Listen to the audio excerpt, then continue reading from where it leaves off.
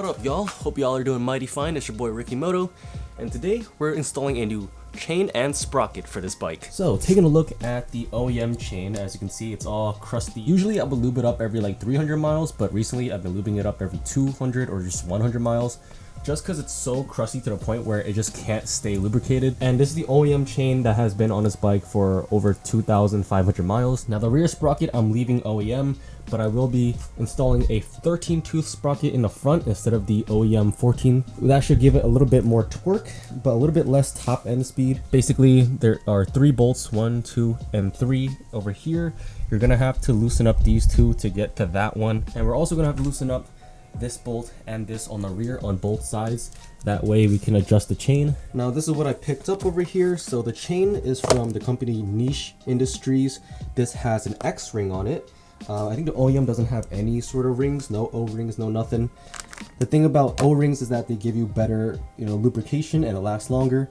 But the X ring is even better than the O-ring. I got it in a gold color. I just like the way it looks. It also came with a kit of lubrication oil, and it looks kind of janky, I gotta say, but I'm probably gonna use my own lube instead. Then for the sprocket, I got it from the company Driven. I think it's like Driven Racing or something.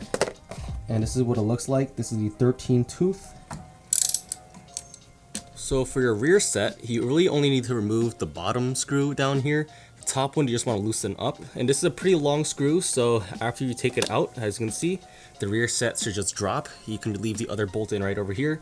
That way it gives enough clearance to open up down over here where your sprocket cover is. So right over here you can fit in your 8mm and just loosen that up. Just a little heads up, this whole entire process is going to be kind of messy because you are going to be working with the chain and sprocket.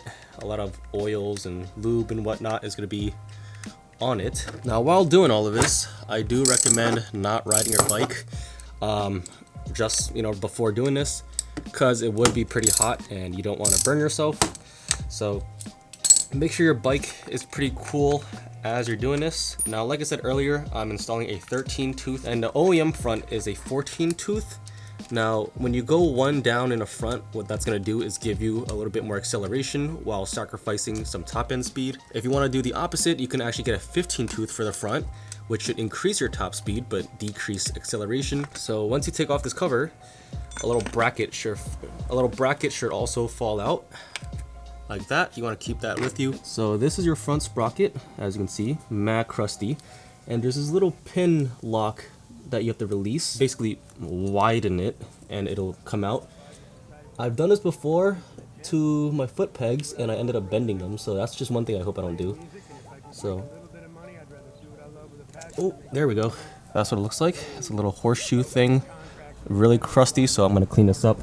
But you want to keep this with you. Then your sprocket, you just want to pull it right out. And at this point, your chain's going to be all floppy. So let me get this out first. Now you can just drop your chain all the way down and you're going to want to look for your master link. Now my master link is somewhere in the front, so I'm going to just spin the wheel back a little bit. And you can just hold the clutch or put it into neutral. So this is where it is, right over here. And basically you want to just push it that way to the left.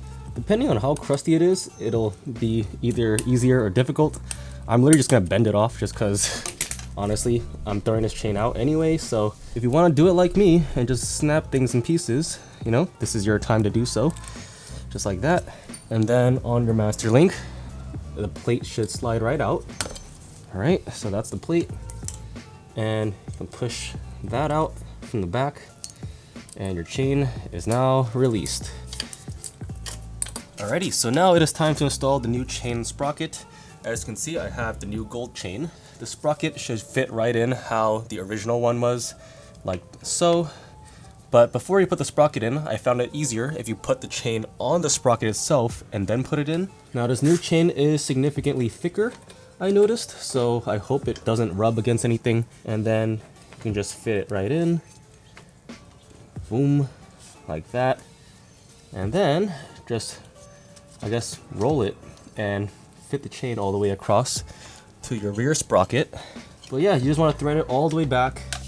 Like I said, it's a very messy process. So, and then you want to get that horseshoe looking piece again and you just want to slide it back in using the same method. As you go around it, just expand, just drop it in. Now I bought a 100 link chain, and Z only takes a 100 link chain. A lot of people get like 120s. The OEM chain is 100 link, so I got a 100 link, and the reason why it looks short is because my previous chain was stretched out. So what we're gonna have to do is adjust it and push the wheel forward.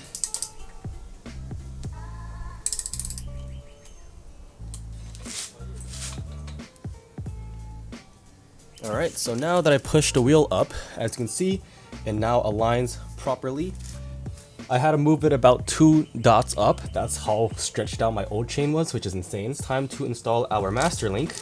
Now this one's a little bit tricky because it's an X-ring, so I've never seen anything like it before. You're gonna take this piece and put the little ring over it. Now, I don't know how the X-ring is supposed to work. I don't know if I'm supposed to cross thread anything. It literally looks like an O-ring. So I don't know if the whole X-ring situation is like a marketing scheme, but it literally looks like an O-ring that you just slip on. So I'm pretty sure it's an O-ring. So you're gonna take your master link from the rear and just push it across, just like so. And you also get 2 more of these little O-ring, X-ring wannabe thingamajigs, and just put it over. Then you're gonna take this golden piece and just put it right on top of it. Basically just want to sandwich everything together and make sure you just press it nice and tightly. You don't want any of it falling apart. Last but not least, you have a little locking clip that goes over it, and you're probably gonna have to just beat it into place because it doesn't look like there's any sort of way to do this unless you just stretch it in. So. And just like that, our new chain and sprocket are finally installed. But check it out. I think the new gold color definitely is a huge, glow up compared to this crusty little thing. It looks so much more defined and looks cleaner, so yeah, I like the way it came out.